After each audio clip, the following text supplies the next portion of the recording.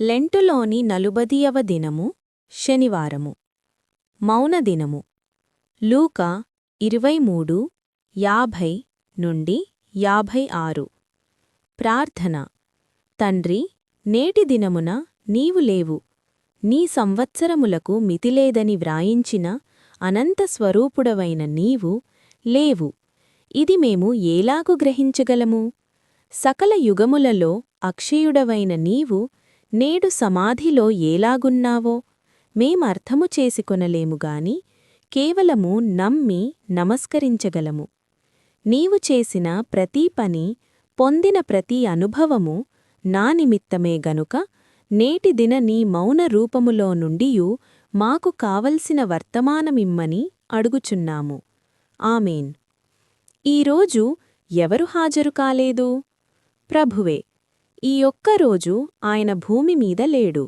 ఆయన పలికిన మొదటి మాట రికార్డులోనున్నది నా తండ్రి పనిమీద నేనుండవలనని మీకు తెలియదా ఈ దినము ఆయన మాటలు ఏమీయూ లేవు ఆయన భూమిమీద లేరు గనుక క్రైస్తవులు ఈ దినమున ఆరాధన పెట్టుకోరు ఎందుకనగా ప్రభువు హాజరు కాలేదు నాగా పడెనుగాని 7తో శనివారపు మిషన్ వారు ఆరాధన చేస్తారు క్రీస్తు లేనందున శిష్యులు దిగులుగా ఉన్నారు దిగులుగా ఉన్నందున ఏలాగు ఆరాధన చేయుదురు గనుక క్రీస్తు లేచిన దినమున ఆరాధన చేస్తారు అది మన సంతోషదినము మీరెందుకు ఆరాధన చెయ్యలేదు అని ఒకవేళ ప్రభువు అడిగిన ఎడల విశ్వాసులు మీవు లేనిదే మేమెలాగు ఆరాధన చేయుదుము చెయ్యగలము అని అందురు 2 అందరూ విచారముగా ఉంటే ఏలాగు ఆరాధన అందురు మేము సంతోషముగా నుండి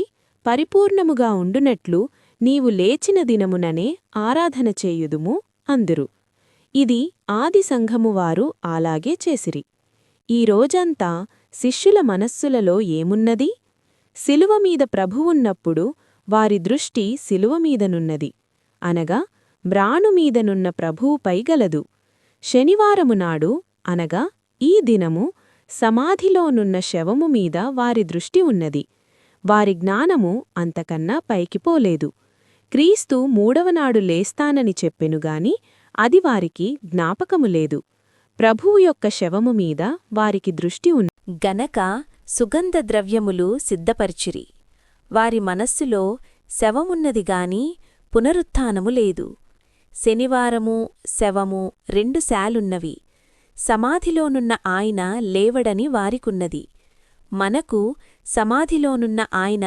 లేచినాడు అని ఉన్నది మనవారు పెట్టె చేయించి అందులో శవమునుంచి సమాధిలో నుంతురు పెట్టె శవమునకేగాని మనిషికి కాదని మనిషి వెళ్ళేపోయాడు సమాధి శవమునకే పైవన్నీయు మనిషికి కాదు శవమునకే భక్తులందరూ శవానికే పెట్టె సమాధి కట్టుట చేస్తున్నారు ఈ శరీరము పునరుత్థానమప్పుడు రాదు గాని చేస్తున్నారు ఈ వాడుక అంత్యదినము వరకు జరుగును గౌరవము కొరకు జ్ఞాపకము కొరకు పైపన్ని చెయ్యుచున్నారు మన ఉద్దేశము మనిషి యొక్క గౌరవమునకేగాని అది శవమునకు చేస్తున్నాము గాడిద మీద కూర్చున్న ప్రభువుని బట్టి గాడిదకు గౌరవము వచ్చును గాని శరీరమునకు చేయుట ఆచారము గనక కొట్టివేయరాదు ధ్యానము మన మనోదృష్టిలో ప్రభువు సమాధి ఆయన శవము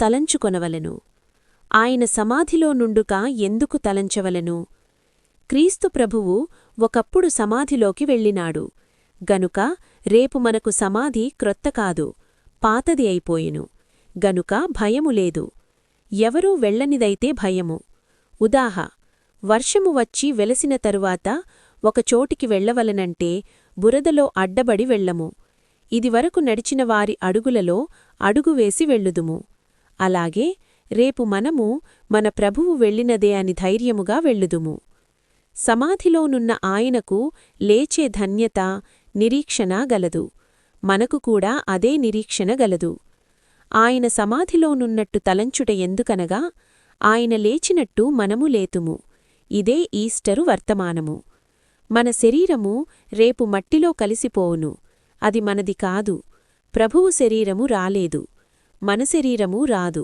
గాని మహిమ శరీరము వచ్చును. బైబిలులో శరీరము నిష్ప్రయోజనము అని ఉన్నది, మహిమ శరీరము ప్రయోజనకరము. ఇది మా వారి సమాధి అంటే వారిది కాదు, ఎవ్వరిదీ కాదు.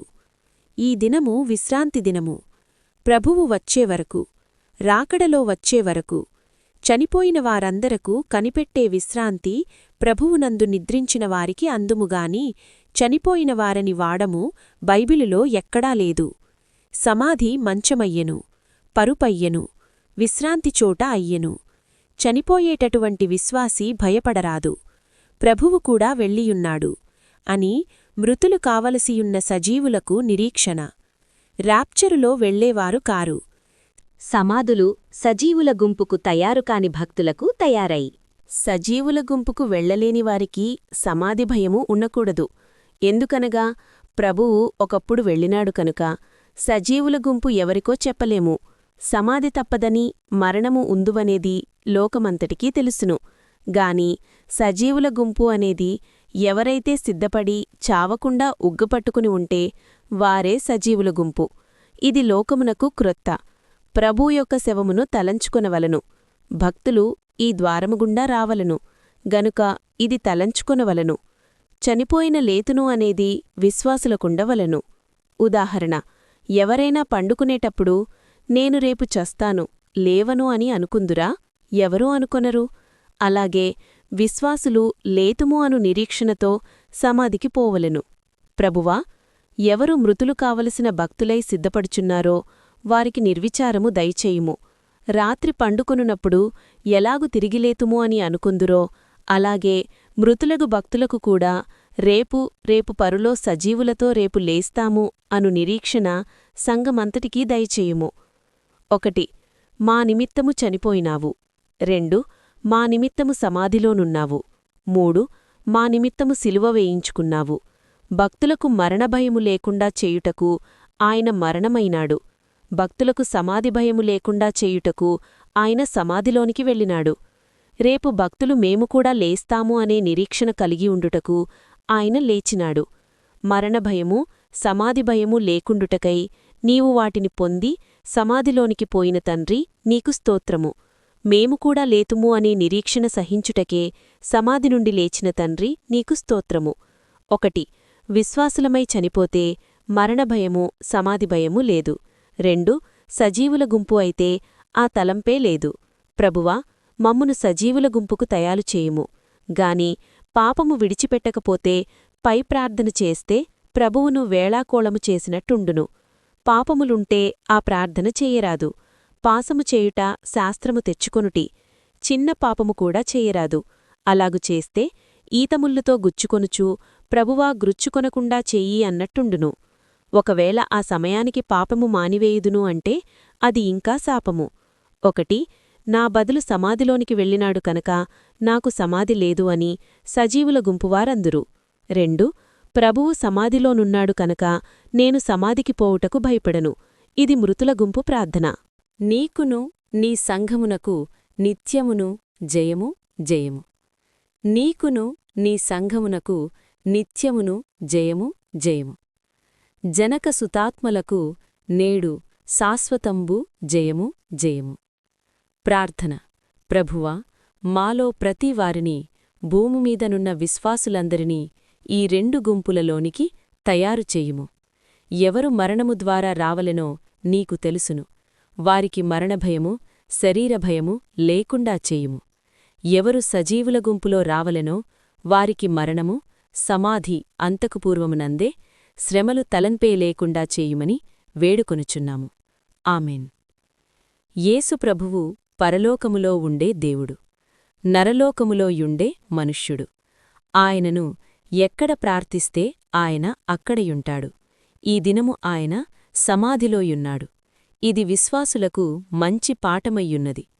మన ప్రభువు సమాధిలోయున్నాడు గనుక నేను చనిపోయినను సమాధిలోనికి వెళ్ళుడనని విశ్వాసి అనుకొనును గనుక విశ్వాసికి సమాధి భయంకరము కాదుగాని విశ్రాంతి స్థలము. యేసుక్రీస్తు నాకోసమే పరలోకము నుండి వచ్చెను. నాకోసమే పశువుల తొట్టిలో పరుండెను. నాకోసమే కొండప్రసంగము చేసెను. నాకోసమే శ్రమలు పొందెను, నాకోసమే మరణము పొందెను, నాకోసమే సమాధిలోనుండెను, నాకోసమే తిరిగి లేచెను, నాకోసమే పరలోకమునకు వెళ్ళెను, నాకోసమే తిరిగి వస్తాడు, నన్ను తీసుకువెళ్ళును అని నమ్మవలెను. మనిషి ఎక్కడెక్కడకు వెళ్ళెనో అక్కడకు ప్రభువు వెళ్ళెను గనుక ఆయనే రక్షకుడు. ఆయన వెళ్ళిన చోట్లనెల్లను శుద్ధిచేసెను. సమాధి అవిశ్వాసులకు భయంకరము. విశ్వాసి ఎంతకాలము సమాధిలో యున్నను తిరిగి లేచుట మూడవ దినముననే, అనగా వారు లేచిన వారితో సమానులు. విశ్వాసి పై కథలో చాకలివాని వంటివారు. ఈ కాలములో కొందరిని ఎత్తబడేవారినిగాను కొంతమందిని సమాధులలో విశ్రాంతి పొందువారినిగాను ప్రభువు చేసినాడు. ఈ 2 విషయములకు వందనములు. శుక్ర, శని, ఆది ఈ 3 రోజులు 3 కాలములు.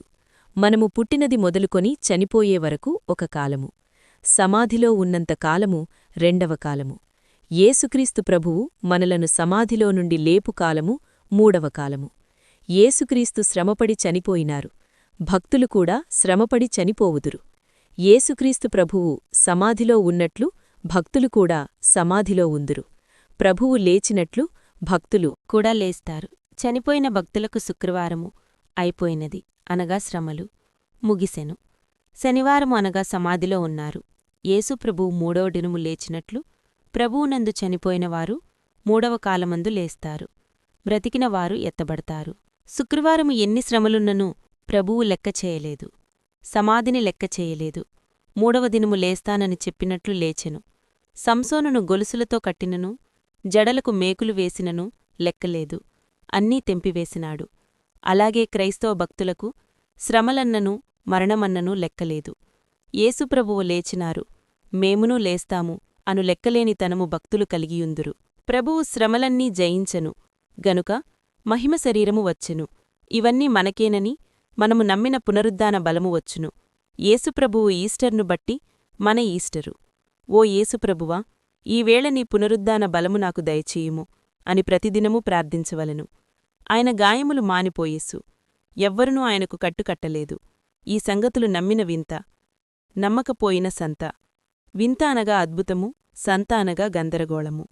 మనము చనిపోయినను సమాధైనను ప్రభువు పునరుద్ధాన బలమును బట్టి లేస్తాము. యేసుప్రభువు మనలను సజీవుల గుంపుగా తయారుచేయును. పాపమును విడిచిపెట్టకుండా చేసిన ఎడల ప్రభువుని హేళన చేసినట్టు, శాపము తెచ్చుకొన్నట్టు. యేసుప్రభువు సమాధిలోనికి వెళ్ళినాడు. లేచినాడు గనుక నాకు సమాధి లేదు. యేసుప్రభువు సజీవుల గుంపులో ఉన్నాడు గనుక నాకు సమాధి లేదు అని విశ్వసించవలెను. అప్పుడు ఎవ్వరు మృతుల గుంపో ఎవ్వరు సజీవుల గుంపో నీకు పిలియును. ఇగ్నేషియస్ చెప్పిన సంగతి, సింహము వస్తే నాకు భయము లేదు. ఆ సింహము నోటిలో దాని దంతములు అనే తిరగటిలో విసరబడి గోధుమగింజవలె పిండి చేయబడి రొట్టె చేయబడి ఆ రొట్టె పరలోకములో భోజనపు బల్లపై పెట్టబడునని ఎంతో ధైర్యముతో చెప్పెను. నేడు ఎవరికేది దయచేయవలెనో అది వారికి దయచేయుటకు నీ గొప్ప కటాక్షము దయచేయుమని వేడుకొనుచున్నాము. ఆమెన్. ఈ రాకడి విశ్వాసముతో సమాధిని జయించు స్థితి పెండ్లికుమారుడు మీకు దయచేయునుగాక. ఆమెన్.